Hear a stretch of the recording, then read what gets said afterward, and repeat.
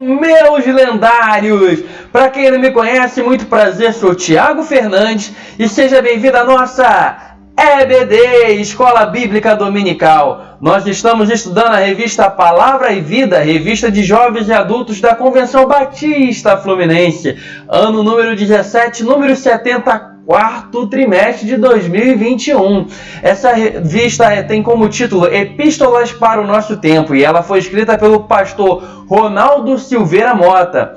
O título da lição de hoje, nós estamos na lição de número 5, Regenerados para Servir, a carta de Paulo aos Efésios. Antes de a gente começar a entrar no conteúdo, eu queria te pedir um favor, visto que eu sou pedinte mesmo, né? Deixa aí uma tua curtida nesse vídeo. Se você ainda não se inscreveu no canal, se inscreva e vai aparecer o sininho das notificações. Se você clicar nesse sininho, você vai ser notificado toda vez que nós postarmos um vídeo novo. E você não vai perder nada do que está sendo gerado aqui nesse canal, beleza? Então, partiu? Vamos lá? Regenerados para servir, carta de Paulo aos Efésios. Mas aonde ficava essa cidade, essa localidade chamada Éfeso? Bom, nós temos aqui o mapa, né, das províncias romanas, né, onde a gente pode ver aí na cor marrom, na parte central da tela, né, a província da Ásia. Éfeso era a capital dessa província. E aqui em outro mapa a gente pode ver aí, ó, a cidade de Jerusalém, aqui no canto, né, inferior da tela, Antioquia, né, da Síria, um pouquinho mais acima, no lado direito da tela. Podemos ver, né, lá na esquerda, lá em cima, vamos ver a capital do mundo, que era Roma, a capital do Império Romano, a cidade de Corinto, aqui Filipos, enfim, né? E a nossa cidade de alvo de hoje, que é a cidade dos Efésios, né? A cidade de Éfeso. A cidade de Éfeso era a quarta maior cidade do Império Romano. Moravam lá cerca de 3.000 habitantes. Ela era considerada uma cidade turística religiosa. Era uma cidade muito bonita, muito ostentosa, muito requintada. E as pessoas, os turistas, para poder conhecer aquela cidade, tinha que pagar ingresso para poder entrar nela. Então, devido à grande rotatividade de pessoas que tinha naquela cidade, ela era uma cidade muito estratégica para a pregação do Evangelho. Nela tinha um anfiteatro, né, que era no formato de uma ferradura, no caso ele é semi-aberto, né, e abrigava cerca de 24.000 pessoas. Nesse anfiteatro era realizado disputas, né, de gladiadores, era debatidos grandes assuntos, né, temas importantes da cidade, possuía uma grande biblioteca que tinha muitos livros. Mas o forte mesmo da cidade de Éfeso era a idolatria, né? Existia o templo de Ártemis, né, que era a padroeira da cidade, Ártemis também chamada de Diana. O templo de Ártemis, de Diana, né, era uma das 7 maravilhas do mundo antigo. Então as pessoas iam lá para poder, né, conhecer aquele templo, né, para poder adorar a deusa Diana. Pessoas de várias partes do mundo iam ali naquele lugar. Então tudo girava em torno desse templo, né? Tudo girava em torno de Diana. Nenhuma decisão era tomada se não consultasse a deusa. Então a prática da idolatria era muito forte. O comércio, né, vivia de vender objetos para adoração a Diana, né, para os turistas, para as pessoas. Então tudo era em torno da deusa ali daquela cidade. Além da idolatria, havia uma prática muito grande de magia negra e ocultismo naquela região. No nosso tempo moderno, né, essa deusa Diana, ela tenta, o cinema, né, os gibis, enfim, né, as histórias em quadrinhos, os desenhos animados, né, vem apresentando essa deusa Diana através de outra forma, né, que é a Mulher Maravilha, né? Mulher porque era feminina, né, era padroeira da cidade, era uma deusa, né, e maravilha em alusão ao templo, que era uma das 7 maravilhas do mundo, né? Então, na verdade, a deusa, né, ficou lá no passado, né, as esculturas, a estátua, mas na verdade Satanás, né, o príncipe deste mundo, né, desse século, né, Então ele traz à tona, né, as divindades do passado através de outras formas mais atrativas, mais legais, né, passando-se por heróis, né. Mas na verdade mesmo, de maravilha mesmo, foi a mensagem que Paulo pregou em Éfeso, né. Mas qual foi a relação de Paulo em Éfeso? Paulo, né, ele chegou em Éfeso pela primeira vez, foi na sua segunda viagem missionária. Ele chegou lá com Priscila e Áquila e ele ensinou na sinagoga dos judeus. Mas não ficou muito tempo na cidade, né? Logo ele deixou assim, o casal, Priscila e Áquila, seus amigos, né? E foi embora para Jerusalém. Porém ele disse o seguinte, que ele, se Deus permitisse, ele voltaria naquela cidade, né? E Deus permitiu, né? Na sua terceira viagem missionária, Paulo ele volta a Éfeso. Ele encontra, diz lá no livro de Atos, no capítulo 19, né, versículo de 1 a 7, que ele encontra, né, 12 discípulos que falavam, né, de Cristo ali, né? E ele pergunta, vocês foram batizados? Vocês foram batizados no Espírito Santo? Eles, nem sabia nem que existia esse daí.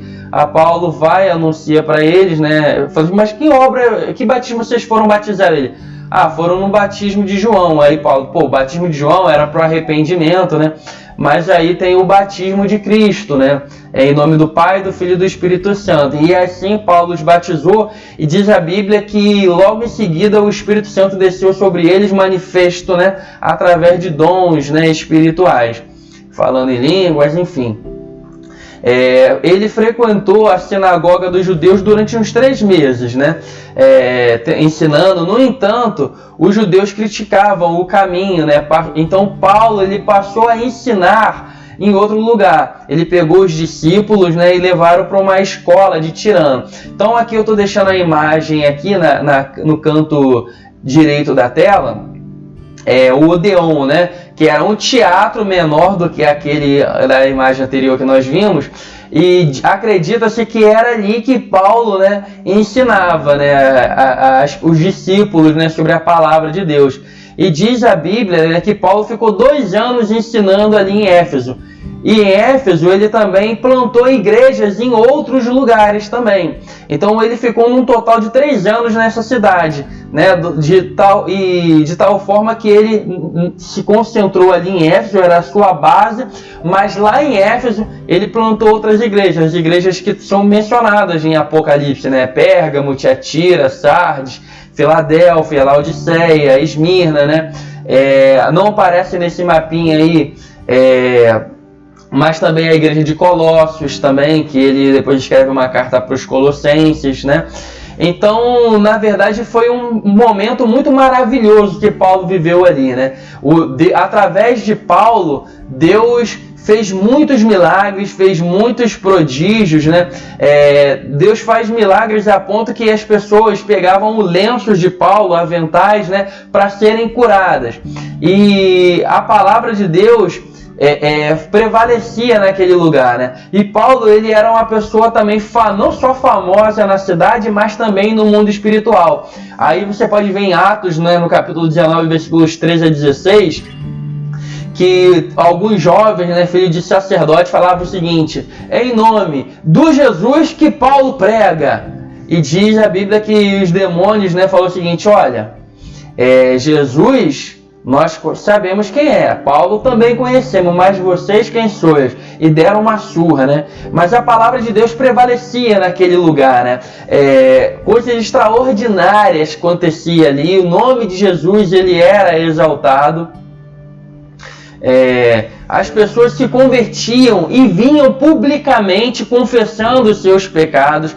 O evangelho, né, muitos que praticavam magia negra queimavam publicamente os seus livros caríssimos. Dizem que fortunas de pratas, né, vários valores de prata valia aqueles livros, e as pessoas queimavam ali em praça pública os seus livros de ocultismo. O evangelho estava desarticulando a idolatria em Éfeso. Ou seja, tudo girava em torno da deusa Diana, tudo girava em torno do templo. À medida que as pessoas iam se convertendo, a idolatria, o domínio de Satanás naquele lugar ali, né, estava caindo por terra. No entanto, liderado por um ourives, um dos comerciantes, né? Ele fala o seguinte: ó, esse Paulo aí tá pervertendo a situação. Ele chamava-se Demétrio, né? Ele promove um tumulto, ele chama lideranças, né, da cidade de Éfeso, né? E fala: ó, esse Paulo aí, ele não só em Éfeso, mas também na Ásia inteira, ele vem falando contra a deusa, ele vem falando desse Cristo aí, que na verdade tem que adorar só um Deus. Ele está quebrando o nosso negócio, ele está desarticulando a nossa riqueza, nosso ganha-pão, né? Que é em função da fé dos outros, né? Esse Paulo está desarticulando tudo, então a gente tem que dar um fim nisso daí. Então acontece um grande tumulto, um grande alvoroço na cidade de Éfeso. Pega alguns discípulos, amigos de Paulo, e levam para aquele anfiteatro, né? E começa a gritar. Imagina um estádio lotado, né? Com as pessoas gritando: grande é Diana dos Efésios! Grande é Diana dos Efésios! E diz que Paulo queria ir naquele lugar, né? Para poder resolver a situação. Mas as pessoas falavam o seguinte: Paulo, não vai lá não. Não vai lá não, vai ser um massacre, vai ser algo terrível, né? Não deixaram Paulo ir. E um homem, né, depois influente na cidade, o escriba da cidade, falou o seguinte: pessoal, todo mundo sabe que nós guardamos o templo da grande Diana, isso não vai mudar, nada vai mudar aqui nessa situação. E está arriscado os romanos, né, achar que a gente está fazendo uma rebelião e vai se voltar contra nós. Deixa esses homens quietos aí. Enfim, né, Deus usou aquele escriba da cidade, né, para poder dar um livramento para eles. E Paulo ele diz que o sentimento era de medo, né? Que eles achavam que eles não iam sobreviver ali, que eles iriam morrer, né? A gente pode ver isso aí, a gente estudou isso na segunda carta aos Coríntios. Paulo cita isso, né? No capítulo 1, do versículo 8 a 10. Aliás, a segunda carta de Paulo aos Coríntios já foi estudada aqui nesse canal. Se você ainda não assistiu, eu vou deixar o link aí para você poder estar acompanhando, né? Mas o sentimento de Paulo era esse, de medo, né? De morte. Achava que, tipo assim, pô, a gente não tem mais o que fazer. Mas a mão de Deus deu esse livramento para eles, né? Então foi um momento muito especial de Paulo ali. O evangelho transformou aquela cidade, né? Mas também houve momentos tensos para Paulo ali naquela cidade, né? Então Paulo, devido àquele tumulto, ele se viu obrigado a ir embora de Éfeso. E ele foi para a região da Macedônia e foi para a Grécia, né? Onde esteve lá na igreja de Corinto. Ela, na verdade, ela se tornou uma das igrejas mais importantes, na verdade a mais importante das igrejas primitivas, superando inclusive a igreja de Jerusalém, que era a matriz de todas as igrejas, e a igreja de Antioquia da Síria, que era a igreja que Paulo e Barnabé, né, usava de base para poder seguir suas viagens missionárias, né? Então a igreja de Éfeso se tornou uma igreja mais importante da época, né? Ela também foi uma das igrejas que recebeu o livro de Apocalipse, né? O livro de Apocalipse foi endereçado para a igreja de Éfeso também. Em Éfeso, ela era uma cidade tão importante, né, para o evangelho, que foi nela que Paulo escreveu as cartas aos Coríntios, né? Nós falamos disso nos vídeos que nós fizemos falando das cartas aos Coríntios. Vou deixar o link aí em cima na tela aí para você poder acompanhar. O sucessor de Paulo, Timóteo, né, ele foi pastor na igreja de Éfeso também, né?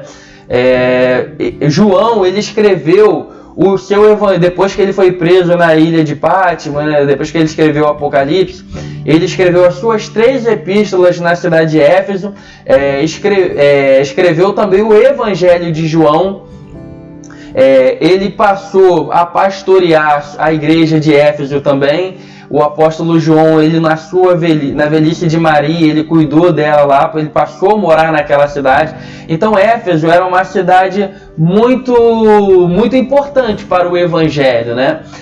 Deus usou tremendamente aquela igreja. Alguns dados dessa carta de Paulo aos Efésios. Acredita-se que ela foi escrita mais ou menos no ano entre 60 e 62 depois de Cristo, né, da era cristã.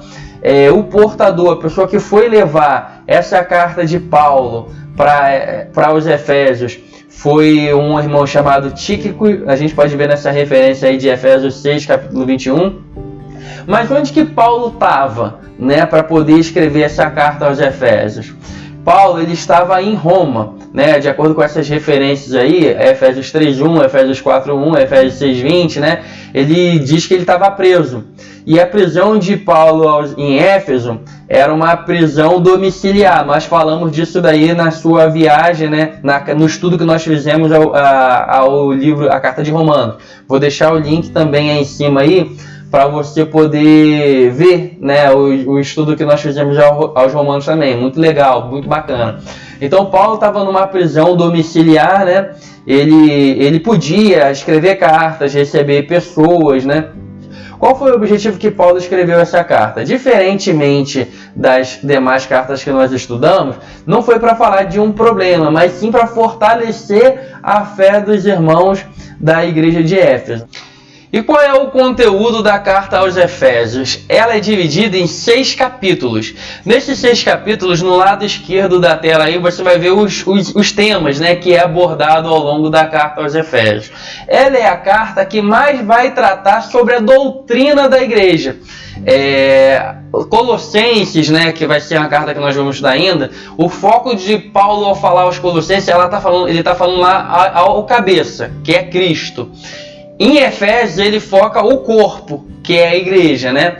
Então a lógica dos ensinamentos de Paulo, né, é o seguinte: ele primeiramente ele apresenta a doutrina, que é o alicerce da nossa fé, e a partir daí buscar a prática do dever cristão.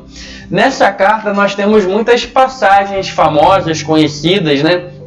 Muitos temas abordados no meio cristão, que é, por exemplo, a armadura de Deus, fala dos deveres dos casais, né, dos relacionamentos do casal, marido, amai vossas esposas, esposa, sujeitai aos vossos maridos, enfim, fala dos dons ministeriais. No entanto, né, apesar da carta ter 6 capítulos, né, tem vários assuntos para serem abordados, o autor da revista ele não vai abordar tudo. Ele vai focar no capítulo 2 da carta aos Efésios. Então, a salvação, né, pela graça da unidade em Cristo. Então, nós vamos abordar, né, o que o autor sugere para a gente. Então, o nosso título da lição é Regenerados para servir a carta aos Efésios. Ele dividiu essa carta em 4 capítulos, né, em 4 tópicos, melhor dizendo. Primeiro, uma nova vida em Cristo. 2, nossa condição natural. 3, Deus muda a história. E 4, salvos para abençoar. Depois ele conclui a lição e ele deixa um pensar e agir, né? Bom, tópico 1, né? Uma nova vida em Cristo. Vamos ler Efésios capítulo 1, versículos 3 ao 14. Diz assim a palavra de Deus: Bendito seja o Deus e Pai de nosso Senhor Jesus Cristo, que nos abençoou com todas as bênçãos espirituais nas regiões celestiais, porque Deus nos escolheu nele, antes da criação do mundo, para sermos santos e irrepreensíveis em sua presença. Em amor nos predestinou para sermos adotados como filhos por meio de Deus, por meio de Jesus Cristo, conforme o bom propósito da sua vontade, para louvor da sua gloriosa graça, a qual nos deu gratuitamente no amado. Nele temos a redenção por meio de seu sangue, o perdão dos pecados, de acordo com a natureza da graça de Deus, a qual ele derramou sobre nós com toda sabedoria e entendimento, e nos revelou o mistério da sua vontade, de acordo com o seu bom propósito que ele estabeleceu em Cristo. Bom, vamos dar ênfase nessa questão aí do mistério, né? Que mistério é esse? A Bíblia diz que Deus, né, nos revelou um mistério. E nesse mistério que Deus revelou, ele divulga as obras da Trindade. Primeiramente, a gente pode ver a obra do Pai no versículo 4, quando ele fala que Deus nos escolheu, que ele nos predestinou. Então, Deus, ele nos escolheu e também nos adotou. Ele nos antes da fundação do mundo, antes que o mundo viesse a existir, antes de Adão e Eva, Deus já tinha nos escolhido, já tinha nos predestinado para sermos adotados, para sermos seus filhos. Logo em seguida, né, a gente pode ver as obras do Filho. A partir do versículo 7, né, diz que Jesus ele nos redimiu através do teu sangue. Né? Então nós fomos predestinados à obra do Pai. Né? O Pai planejou, o Filho executou e depois vamos ver a função do Espírito Santo. Né? Então primeiramente o Filho nos redimiu. Outra coisa que não foi nos revelada é que Deus nos perdoou nesse versículo 7, né? Nós fomos redimidos pelo seu sangue e fomos perdoados dos nossos pecados, e Ele nos revelou, né, esse mistério, nos trouxe a divulgação do Evangelho. Bom, continuando aqui a obra do Filho, né? Versículo 10, né? Isto é, de se fazer convergir em Cristo todas as coisas celestiais ou terrenas, na dispensação da plenitude dos tempos. Ou seja, né, Deus fala que Deus revelou, abriu a caixinha, revelou o mistério, né, que é fazer convergir no Filho todas as coisas celestiais ou terrenas, na dispensação da plenitude dos tempos. Continuando, 11. Nele fomos também escolhidos, tendo sido predestinados conforme o plano daquele que faz todas as coisas, segundo o propósito da sua vontade, a fim de que nós, os que primeiro esperamos em Cristo, sejamos para o louvor da sua glória. Nele, quando vocês ouviram e creram na palavra da verdade, o evangelho que os salvou, vocês foram selados com o Espírito Santo da promessa, que é a garantia da nossa herança até a redenção daqueles que pertencem a Deus, para louvor da sua glória. Então vamos lá. Outra obra do Filho, né, é que ele nos salvou. Agora vamos falar das obras do Espírito Santo. No versículo 13 mesmo, né, vai dizer que nós fomos selados, que o Espírito Santo ele nos selou. E a outra obra, no versículo 14, diz que ele é a garantia. Então até aqui, né, para a gente poder entender a ação da Trindade no processo da nossa salvação. Qual é o plano? Diz o seguinte, que Deus, ele foi o que elaborou o plano. Que antes da fundação do mundo, antes que houvesse luz, céu, terra, mar, enfim, antes de tudo, Deus já tinha nos escolhido, Ele já tinha nos predestinado para sermos filhos dele. Então Deus elaborou o projeto, o Filho executou e o Espírito Santo passou o cadeado, está lacrado. É isso aí, selado, está garantido, a obra está feita. Então no processo da salvação, né, então é revelado isso nesse capítulo 1, que o Pai elaborou o plano, o Filho executou e o Espírito Santo garantiu, selou, né? Diz que o Filho, como que o Filho executou a sua obra? Primeiramente ele nos redimiu através do seu sangue, perdoou os nossos pecados, ele se revelou a nós através da pregação do Evangelho e através da fé, olha aí o versículo 13, ó, nele, quando vocês ouviram e creram na palavra da verdade, o Evangelho vos salvou. Então ele fez a obra e você, quando creu nele, você foi salvo. E o Espírito Santo, né, ele é a garantia do que Cristo fez. Ele é o selo, né? Ele é o selo dessa promessa. Então, a gente encerra aqui o primeiro tópico da lição, né? E vamos agora partir para o tópico de número 2. A nossa condição natural. Efésios capítulo 2, versículos 1 e 3 vai dizer o seguinte, ó, diz assim a palavra de Deus. Vocês estavam mortos em suas transgressões e pecados, nos quais costumavam viver, quando seguiam a presente ordem deste mundo e o príncipe do poder do ar, o espírito que agora está atuando nos que vivem na desobediência. Anteriormente, todos nós também vivíamos entre eles, satisfazendo as vontades da nossa carne, seguindo os seus desejos e pensamentos. Como os outros, éramos por natureza merecedores da ira. Então, destacar algumas coisas aqui. No versículo 1, Paulo ele começa dizendo que nossa condição natural é que nós estávamos mortos. Nós estávamos mortos nas nossas transgressões e dos nossos pecados. E ele diz também que o Espírito que domina o mundo, né, que atua no mundo, que as pessoas que estão mortas no mundo, elas são governadas por Satanás, pelos principados e potestades que são invisíveis, né, que nós não vemos, mas vivem nos ares. Então diz que o mundo, né, que no mundo opera Satanás, e que as pessoas que estão mortas nas suas transgressões, nos seus pecados, vivem sob o governo dele, né, e são chamados filhos da desobediência. Por que ele fala filho da desobediência aí no final do versículo 2? É porque nós somos filhos de Adão. Se você pegar aí, você é filho de fulano, que é de Bertrano, que é de ciclano, tal, e for voltando, vai demorar pra caramba, mas vai chegar em Adão. E Adão foi desobediente, né? Adão e Eva. Então nós éramos por natureza filhos da desobediência. E nós, por sermos filhos da desobediência, nós estávamos mortos nas nossas transgressões, nos nossos delitos, nos nossos pecados. Uma outra coisa aí, por isso, né, nós estávamos destinados à ira de Deus. Nós somos merecedores da ira de Deus. Então você imagina o seguinte, mas como assim eu estou morto, né?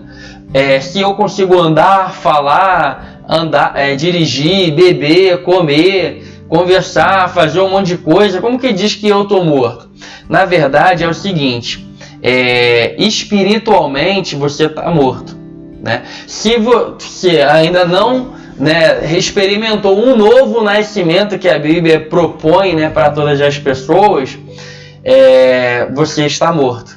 Embora você ande, fale, caminhe, faça um monte de coisa, cria projetos, ganha dinheiro, perde dinheiro, enfim. Se você não experimentou um novo nascimento, você está morto. Então você está caminhando, é uma questão de tempo. Enquanto o tempo de vida que você tem aqui na Terra, não sei se é, 100 anos, 80 anos, enfim, não sei quantos anos nós vamos durar, mas é como se nós estivéssemos caminhando, e quando chegasse no final da nossa vida, nós iríamos para o precipício. E diz também nesses versículos, né, do capítulo 2, nesses versículos de 1 ao 3, que nós vivíamos segundo a nossa carne, segundo o nosso desejo, nós vivíamos tropeçando, seguindo as sugestões, né, de Satanás, que governa o mundo. O mundo jaz do maligno. E por uma questão de tempo, quando o fim do nosso tempo de vida aqui na Terra, nós iríamos morrer. E nós iríamos para o local onde está destinado a ira de Deus, que é o lago que arde com fogo e enxofre. Então essa é a nossa condição natural. Fisicamente, biologicamente estamos vivos, mas espiritualmente mortos. E quando nós biologicamente estivéssemos mortos também, o nosso corpo viesse a perecer aqui nessa terra, o nosso destino seria o local para onde está reservada a ira de Deus, que é o lago de fogo e enxofre. Então a gente, pulando aqui o tópico 2, né, nossa condição natural. Então tópico 3, Deus muda a história? Né? O autor ele deixa essa pergunta, né?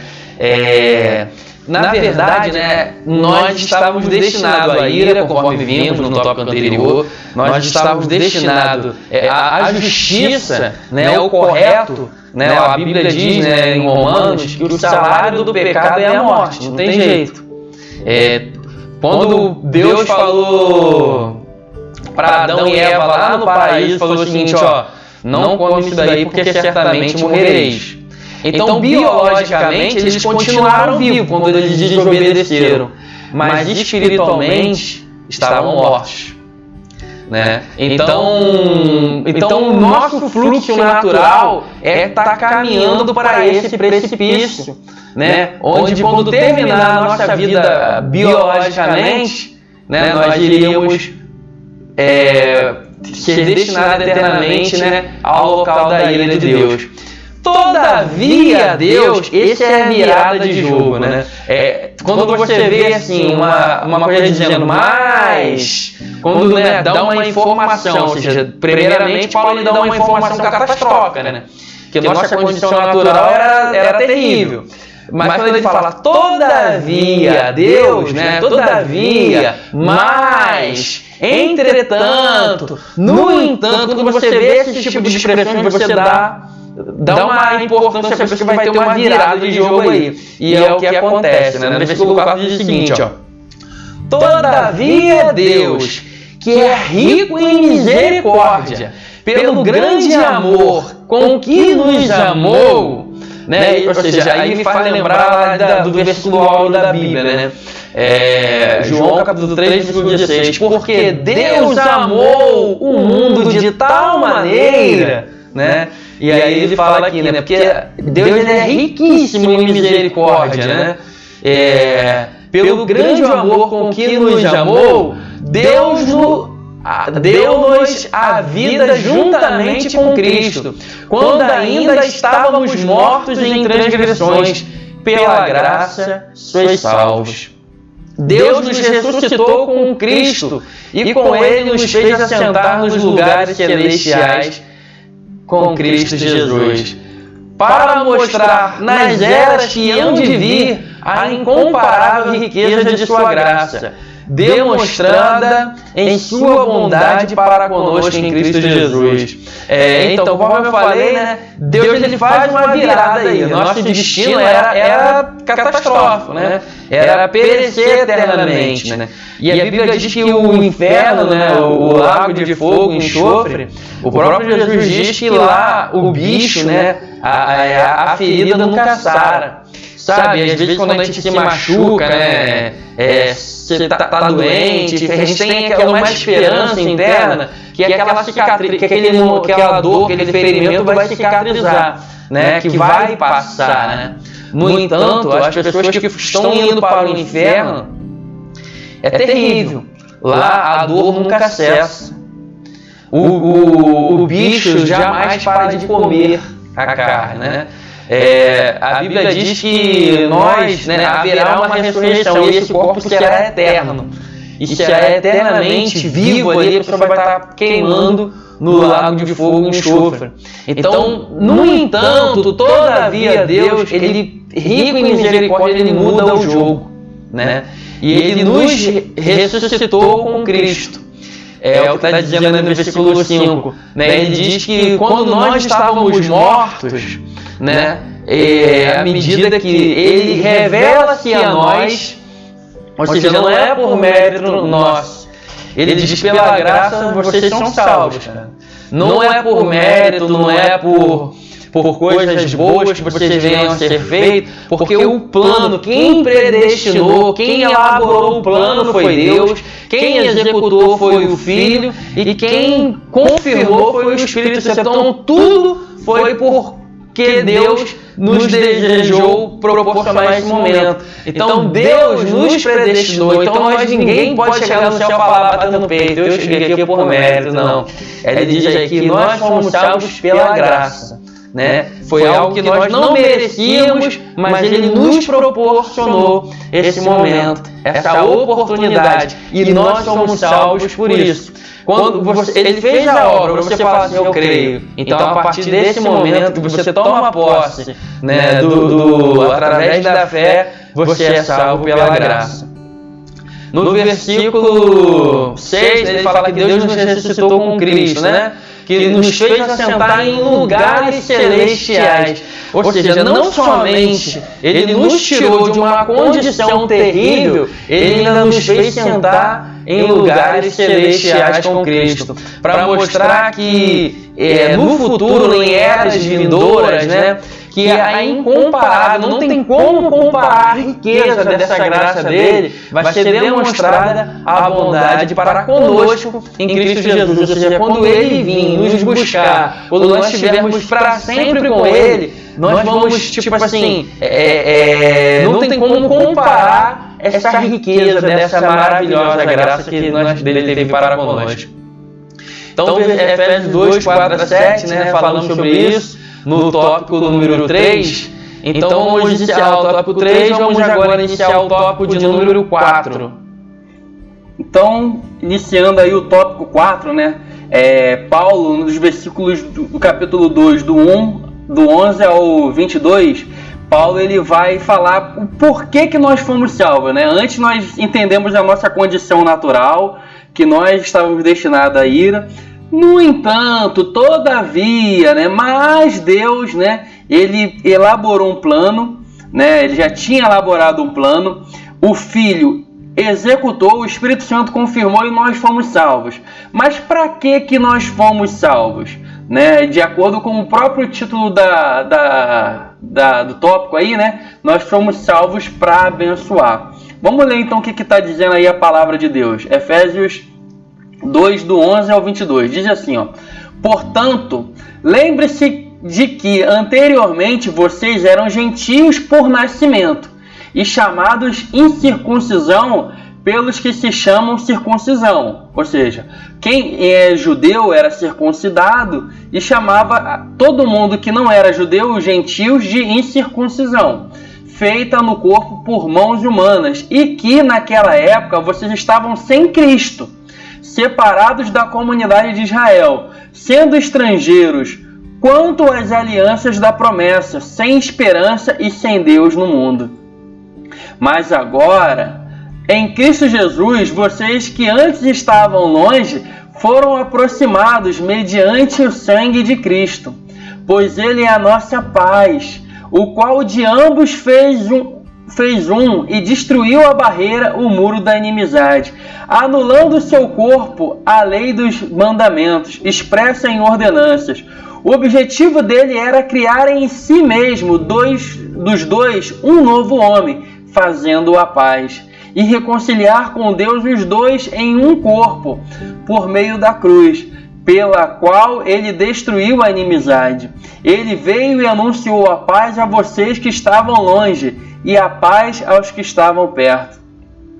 Então, chamar a atenção aqui, no versículo 11, ele fala, tipo assim, portanto, né? Ou seja, ele confirma, né? Ele deu uma sentença anteriormente, né? Nos versículos anteriores, que nós éramos afastados de Deus, né? Então, portanto, ele fala, lembra-se que você antes, né? Vocês eram gentios de nascimento, eram incircuncisos, né?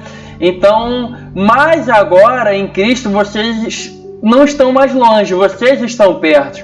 E antes havia uma barreira, havia uma separação, uma inimizade entre quem era judeu e quem era gentio, né? E Deus diz o seguinte, que tanto judeu quanto gentio não tem mais separação, né? O objetivo dele desde o princípio, então o mistério que foi revelado antes dos gentios, né, que não tinham esperança, que não tinha perspectiva nenhuma, né, que Israel que detinha ali a palavra, né, que tinha a promessa de guardar a lei, né, que sabia que viria o Messias um dia, que iria restaurar todas as coisas. Então agora é revelado esse mistério, que é a salvação, que o objetivo de Deus era pegar os dois povos, né, tanto judeu quanto gentio, e fazer deles um só. E a barreira que separava, né, o muro da inimizade, acabou. No versículo 10 ele diz o seguinte, que reconciliar com Deus os dois em um só corpo. Continuando aí no versículo 18, vai falar o seguinte, ó, pois por meio dele tanto nós como vocês temos acesso ao Pai por um só Espírito. Lembrando aquele versículo que Jesus diz, né, que está em João capítulo 14, versículo 6. Jesus diz o seguinte, que eu sou o caminho, a verdade e a vida, e ninguém vem ao Pai a não ser por mim, né? Então esse versículo, a Bíblia como ela se completa, né? Nesse versículo 18 diz o seguinte, ó, por meio dele, né, Jesus, tanto nós como vocês, Paulo nós, quando ele se inclui como judeu, né, como vocês gentios, temos acesso ao Pai por um só Espírito. Ou seja, por um só, o mesmo Espírito, né, é o Espírito que opera tanto no judeu quanto no gentio. todos os povos têm direito, têm a posse da salvação. Versículo 19: portanto, vocês já não são estrangeiros, nem forasteiros, mas concidadãos dos santos e membros da família de Deus, edificados sobre o fundamento dos apóstolos e dos profetas, tendo Jesus Cristo como pedra angular, no qual todo edifício é ajustado e cresce para tornar-se um santuário santo no Senhor. Nele vocês também estão sendo justamente edificados, para se tornarem morada de Deus por seu Espírito. Então, chamar a atenção aqui também no versículo 19, diz que nós somos membros da família de Deus. Lá no capítulo 1, né, diz que Deus nos predestinou, que Ele já tinha nos destinado, né, para sermos da sua família por adoção, nos adotar, né, e através de Cristo. E aí ele diz aqui, confirma no versículo 19, né, que nós somos membros da família de Deus. Nós somos concidadãos dos santos. Né? Que maravilha, né? Que Paulo está nos ensinando. Que antes nós que éramos estrangeiros, que éramos alheios, né, distantes da presença de Deus, estávamos destinados a seguir o nosso fluxo natural, que era a morte. Hoje você foi resgatado para sentar em lugares celestiais com Cristo, receber bênçãos espirituais e ser chamado membro da família de Deus. Que maravilha, cara! Deus, ele é maravilhoso, gente. E diz que nele, olha só, no versículo... antes de falar do versículo 22, ele diz que Jesus ele é o fundamento, né? Ele é a fundação, né? Que foi feita em cima dos apóstolos e dos profetas. Então, quando ele fala apóstolos, né, é uma aliança no Novo Testamento, e profetas é a aliança do Antigo Testamento. Então, no Antigo Testamento e no Novo Testamento, nós fomos edificados sobre esse fundamento, né? Ou seja, na doutrina dos apóstolos, na lei, nos profetas, Cristo ele é a pedra angular. E através acima dessa fundação, né, nós somos edifício de Deus. E nós estamos crescendo para se tornar santuário santo dele. Então, nesse tópico 4, né, da revista, né, nós temos uma missão, que é crescer o corpo de Cristo. Então, Deus, ele elaborou o plano, o Filho executou, o Espírito Santo confirmou. Deus, ele fez por nós, mas agora ele está morando em nós, e ele também ele quer usar as nossas vidas. Então ele diz que o nosso objetivo, né, é crescer, né? Vê no versículo 21 o verbo, ao qual todo edifício é ajustado e cresce para tornar-se um santuário santo no Senhor. Então nós precisamos crescer, né? Então nós estamos num processo de evolução, ainda não acabou. A obra de Deus, né, foi feita, né, entre o Pai, o Filho e o Espírito Santo. No entanto, essa obra continua crescendo, esse edifício continua crescendo através de nós. Que maravilha, né? E nós seremos esse edifício para ser morada de Deus. Ele vai habitar juntamente conosco. E assim a gente conclui mais uma lição da revista Palavra e Vida, né, Epístolas para o Nosso Tempo. Estudamos hoje a lição de número 5. Regenerados para servir, a carta de Paulo aos Efésios. É algo maravilhoso, né, que Deus fez para conosco, onde nós vemos a obra das 3 pessoas da Trindade no processo da nossa salvação, no nosso resgate para Deus. E a gente vê a atuação de cada pessoa da Trindade em nosso favor, onde o Pai, né, planejou, o Filho executou, e o Espírito foi quem consolidou a obra. Né? O Pai, antes da fundação do mundo, o Pai planejou que queria nos adotar para sermos seus filhos. E o Filho foi quem executou. Né? Deixou a sua glória, se fez como homem, morreu, crucificado e ressuscitou ao 3º dia, nos resgatando de volta ao Pai, nos reconciliando. E sem fazer acepção de pessoas entre judeus e gentios, ele fez a obra para com todos. Nós que éramos gentios, que antes não tínhamos esperança, foi revelado o mistério através da pregação do Evangelho que Deus tinha planejado nos salvar desde o início. E não por mérito nosso, mas através da sua graça, a nossa fé é como se fosse um pedinte, né, que toma posse da esmola, né, de algo ali para poder saciar. Então nós utilizamos a fé para tomar posse dessa salvação que Deus fez para nós. Não foi nós, foi Deus que fez. E o Espírito Santo foi quem confirmou isso tudo, né? Foi quem bateu o martelo, que foi lá e assinou, está consumado. Foi quem pegou a chave e foi lacrou, pronto, a obra está feita. E qual foi o alvo de Deus, né, nesse processo da salvação? O alvo de Deus é nós. Nós somos o alvo de Deus.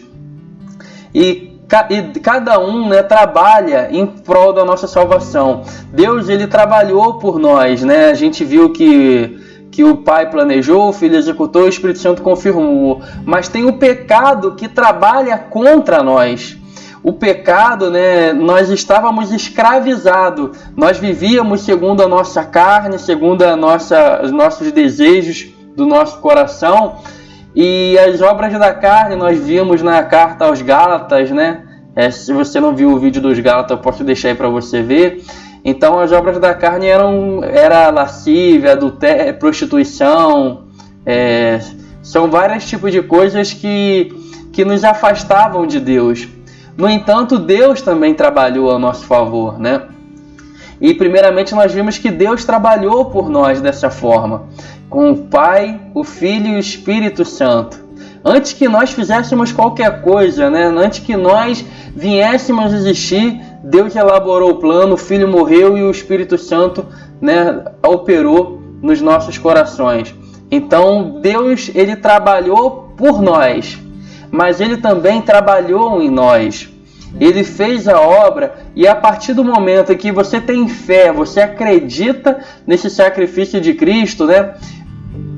Você é regenerado, você tem uma vida transformada. O Espírito Santo em você, ele vai desenvolvendo frutos na tua vida. O que você praticava de errado, você passa a não praticar mais. Deus, ele pega você e transforma numa pessoa melhor. Ele te capacita, te aproxima dele, ele atua na sua vida. Então Deus, ele trabalha por nós, Deus, ele trabalha em nós, e Deus também, a quarta verdade é que Deus trabalha através de nós. O propósito para que nós fomos regenerados, como o título da lição diz, é para servir.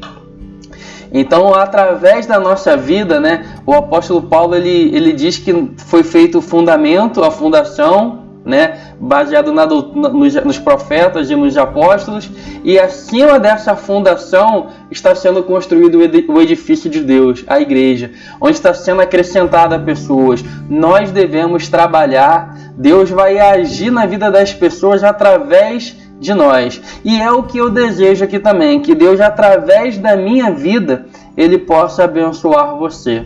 Então, não fique de fora, né? Entenda que foi por você que Deus trabalhou. Deus, ele atua em você e também atua através de você.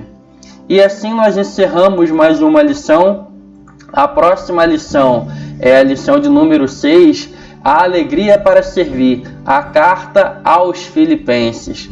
Então eu queria te agradecer, você que me aguardou até aqui. Espero que de fato Deus, através da minha vida, possa te abençoar desse conteúdo, que o Espírito Santo venha a ministrar no seu coração. Queria te pedir que você dê um like nesse vídeo, que se você não se inscreveu ainda no nosso canal, clica no botão aí, inscreva-se, e uma vez que você inscrever, vai estar aparecendo inscrito e vai abrir um sininho das notificações. Clica nesse sininho, que toda vez que nós postarmos um conteúdo aqui nesse canal, você vai ser notificado.